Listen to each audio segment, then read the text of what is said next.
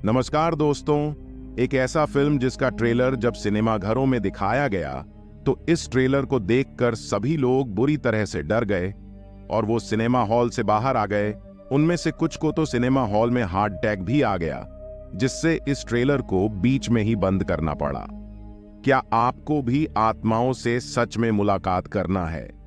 तो उसका एक तरीका मैं आपको बताऊंगा और मैं आपको एक ऐसी कविता के बारे में बताऊंगा जिसे पढ़ते समय उसको मन में ही पढ़ना चाहिए। यदि कोई उसे जोर से पढ़ता है तो उसकी मौत हो जाती है या फिर उसके साथ कुछ बुरा हो जाता है। ऐसे ही रहस्यों से भरी बातों को आज के इस वीडियो में जानेंगे, तो वीडियो को लाइक कर दो अभी तुरंत। और हाँ, वीडियो को लास्ट तक पूरा देखना। Fact number 5, the exorcist.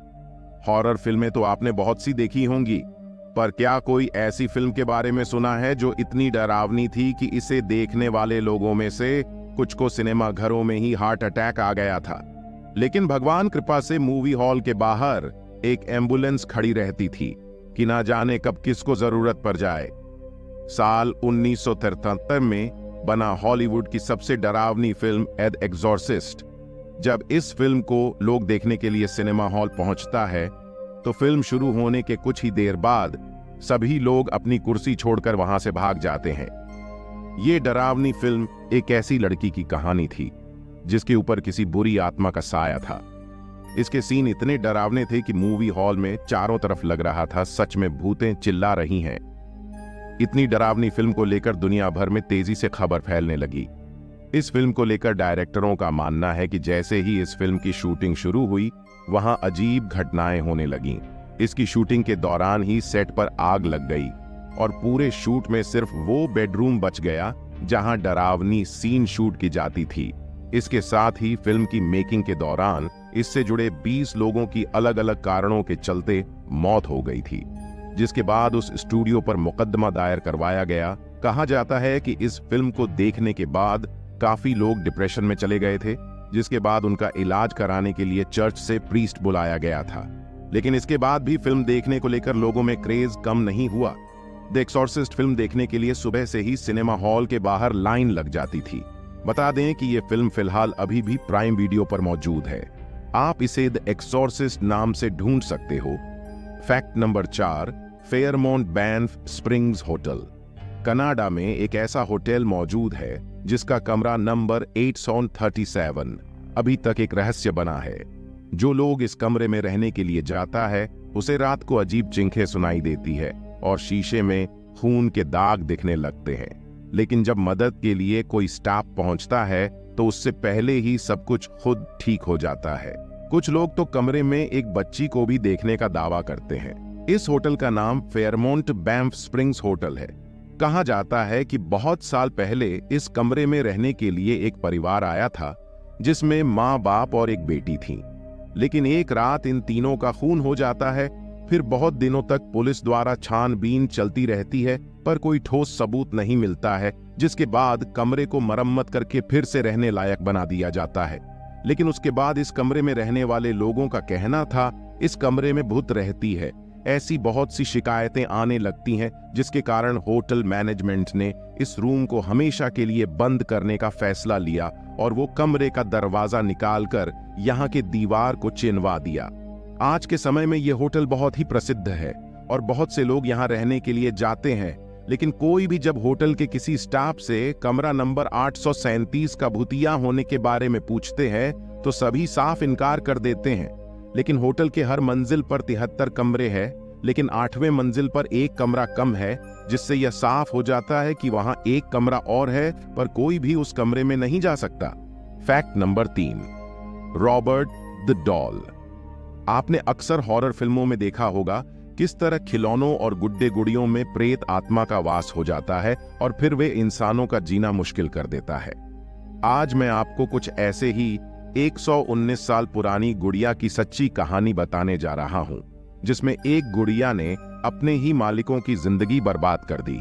सन 1906 में रॉबर्ट नाम के आदमी को उसके नौकर ने एक गुड़िया गिफ्ट की, जिसे पाने के बाद रॉबर्ट बहुत खुश हुआ और वो उस गुड़िया को हमेशा अपने साथ ही रखता था, उसे इंसान की तरह समझने लगा था।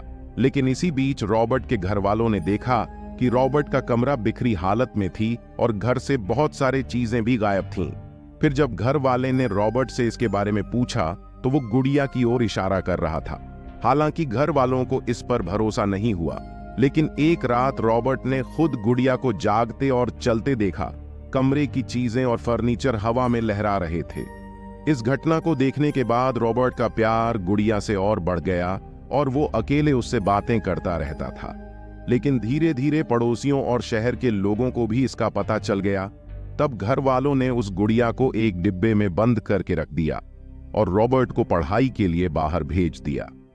ये गुड़िया आज भी म्यूजियम में रखा गया है। फैक्ट नंबर 2, कुचिसाके ओना। जापान में कुचिसाके ओना नाम की एक ऐसी महिला आत्मा है जिसका मुंह दोनों कानों तक कटा हुआ है, जिससे वो देखने में बहुत ही डरावनी लगती है। इसलिए वो अपना मुंह किसी मास्क या कपड़े से छुपाकर रखती है। कहा जाता है कि यह जापान के सुनसान रास्ते पर घूमती रहती है और जब कभी भी किसी अकेला इंसान को देखती है तब वो उस इंसान के सामने जाकर एक ही सवाल पूछती है कि क्या मैं सुंदर हूं? अगर कोई इंसान सवाल का जवाब नहीं में देता है तब वह उस इंसान को मार डालती है, और अगर कोई इंसान हाँ में देता है तो वह अपना मास्क हटाकर अपना कटा हुआ चेहरा दिखाती है और फिर से वह उस इंसान से वही सवाल पूछती है कि सुंदर हूं। इस बार अगर कोई इंसान नहीं कहता है तो वह आत्मा उसको मार देती है, और अगर हाँ कहता है तो वह अपने साथ एक तेज हथियार वाला चाकू रखी रहती है और उस इंसान का मुंह अपनी तरह कान तक काट देती है, जिस कारण इंसान की वहीं मौत हो जाती है। Fact number 1, Ouija board. यह एक ऐसी बोर्ड है जिसकी सहायता से आप लोग सच में आत्माओं को बुलाकर उसे देख सकते हो। यह किसी एक देश में मशहूर नहीं है, बल्कि हर देश के लोग इसके बारे में जानता है। लेकिन विदेशों में जैसे अमेरिका आदि देशों में ये बहुत ज्यादा प्रचलित है। इस खेल को खेलने में ज्यादातर बच्चे और जवान लोग काफी ज्यादा पसंद करते हैं, क्योंकि इसी उम्र के लोगों को रोमांच और रहस्यमय चीजों के बारे में जानना अच्छा लगता है। इन लोगों को पता होता है कि यह खेल कितना खतरनाक होता है। इस खेल में सीधा दूसरी दुनिया, जिसे आत्माओं की दुनिया कहते हैं, उससे संपर्क होता है। लेकिन कभी कभी इसका परिणाम बहुत ही खतरनाक भी हो जाता है, जिसमें जान तक ली जाती है। बात करें इसे खेला कैसे जाता है, तो वीजा बोर्ड एक प्रकार का बोर्ड होता है जिस पर कुछ शब्द और संख्याएं लिखी होती है, जैसे A से Z तक, 1 से 0 तक, यस और नो, गुड बाय आदि लिखे होते हैं। ये सारे शब्द आत्माओं से बात करने में प्रयोग में लाया जाता है। इस खेल को खेलने के लिए 2 या उससे ज्यादा लोगों की जरूरत होती है।